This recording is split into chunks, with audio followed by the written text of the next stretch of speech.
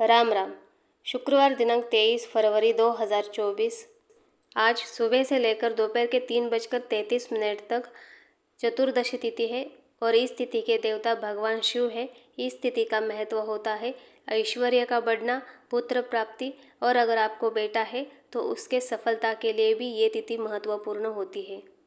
आज आपको जो समय बताया है दोपहर के 3:33 के अंदर ही भगवान शिव जी के मंदिर में जाकर वहाँ पर एक आटे का दिया जलाना है उनके नाम से, और प्रार्थना करनी है कि घर में ऐश्वर्य की बढ़ोतरी हो।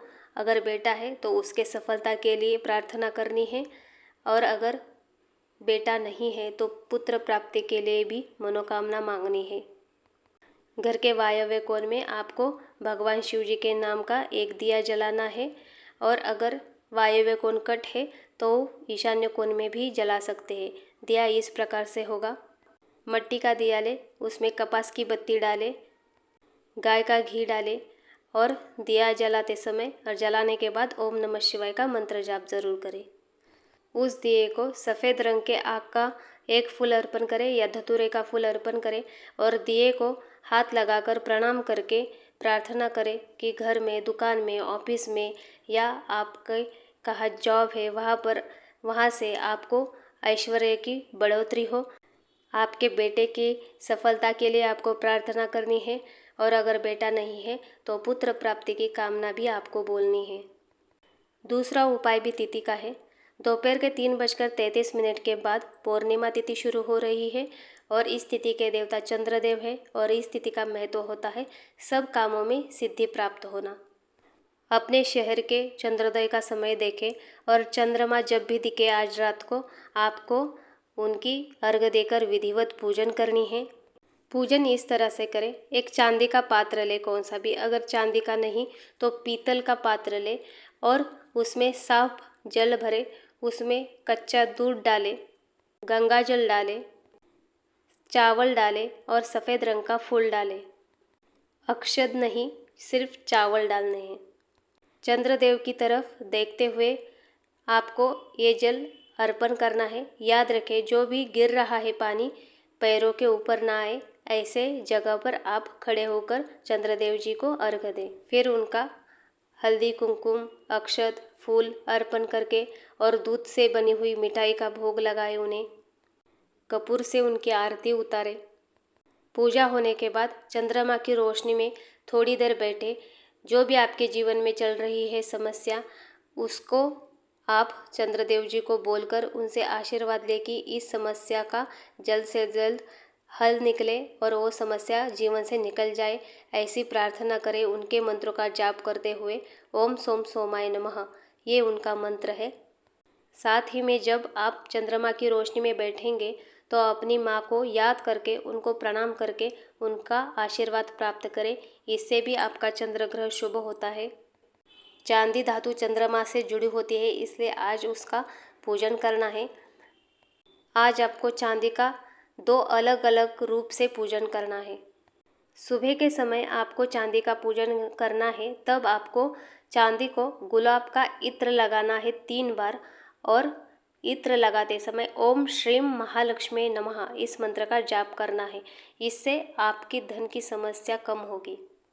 और जो शाम के समय में आपको चांदी का पूजन करना है वो इस प्रकार से होगा। चांदी को कच्चे दूध का तिलक करना है 3 बार, और तिलक करते समय ओम सोम सोमाय नमः इस मंत्र का जाप करना है। इस पूजन से आपको मानसिक शांति भी प्राप्त होगी, और जो धन का प्रवाह होता है वो निरंतर रहेगा। आपको हमेशा एक ध्यान रखना होगा कि जब भी पूर्णिमा आए तब आपको सफ़ेद रंग के कपड़े पहने हैं, क्योंकि चंद्रमा का रंग होता है सफ़ेद। इससे आपके तरफ चंद्रमा की जो ऊर्जा होती है वो आकर्षित होती है, और जो भी चंद्र ग्रह से जुड़ी हुई चीज़ें हैं उनको आपको लाभ मिलता है, यानी मानसिक शांति, धन का प्रवाह अच्छा रहता है, माँ का स्वास्थ्य अच्छा रहता है, माँ के साथ अच्छे संबंध रहते हैं, घर, गाड़ी और हर प्रकार की सुख सुविधा होती है, वो भी चंद्र ग्रह से भी कहीं ना कहीं संबंधित होती है। इसलिए चंद्र ग्रह को शुभ करें आज के दिन इस प्रकार से पूजा करके। तीसरा जो उपाय है वो शुक्र ग्रह का है, क्योंकि आज शुक्रवार है। अगर आपके जन्म पत्री में और घर के वास्तु में शुक्र ग्रह का बैलेंस बिगड़ गया है, यानी शुक्र ग्रह से अशुभता मिल रही है आपको, तो आपको ये दिए के उपाय करके आपको शुक्र ग्रह को शुभ करना होगा। क्योंकि शुक्र ग्रह का संबंध सुंदरता, लग्जरी लाइफ और पति पत्नी का जो संबंध होता है वो भी शुक्र ग्रह से देखा जाता है। किसी काम में जो भी पार्टनरशिप होती है वो भी शुक्र ग्रह से देखी जाती है। जो ज़मीन का मामला होता है यानी खाली ज़मीन, उसका भी संबंध शुक्र ग्रह से होता है। इसलिए आपको शुक्र ग्रह को शुभ रखना बहुत महत्वपूर्ण हो जाता है। शुक्र ग्रह का संबंध घर के आग्नेय कोण, नैऋत्य कोण और वायव्य कोण इन जगहों पर होता है। इसलिए इन जगहों पर आज आपको एक एक दिया जलाना है। हो सके तो गाय के घी का जलाए या कौन सा भी घी चलेगा, लेकिन घी का ही दिया जलाना है।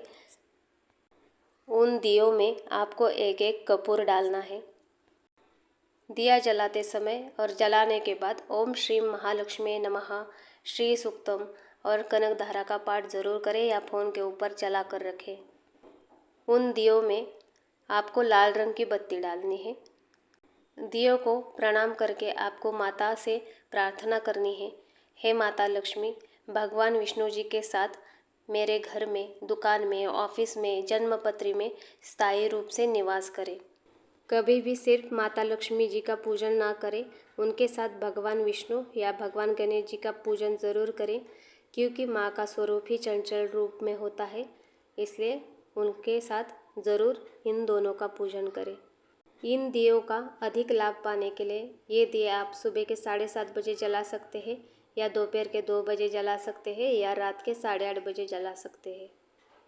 जिनका आज यानी 23 फरवरी को जन्मदिन आता है, उनको बहुत सारी शुभकामनाएं। आने वाला पूरा साल आपको शुभ जाए। आज आपको दही का एक पैकेट माँ लक्ष्मी के मंदिर में रख कर आना है। ये उपाय सिर्फ आज के दिन ही आप करें। दूसरा जो उपाय है वो ये है कि गौ माता को आपको हरा चारा या पालक या भिगोई हुई हरी मूंग की दाल खिलानी है। ये उपाय आपको आज करना है और महीने में 1 या 2 बुधवार को करना है। ये हमेशा करना है पूरे साल तक, महीने में 1 या 2 बार। इससे आपको बहुत शुभता प्राप्त होगी। वीडियो को लाइक, कमेंट और शेयर ज़रूर करें और चैनल को भी सब्सक्राइब करें। आप सबका दिन मंगलमय जाए, यही शुभ मंगल कामना। धन्यवाद। जय सिया राम।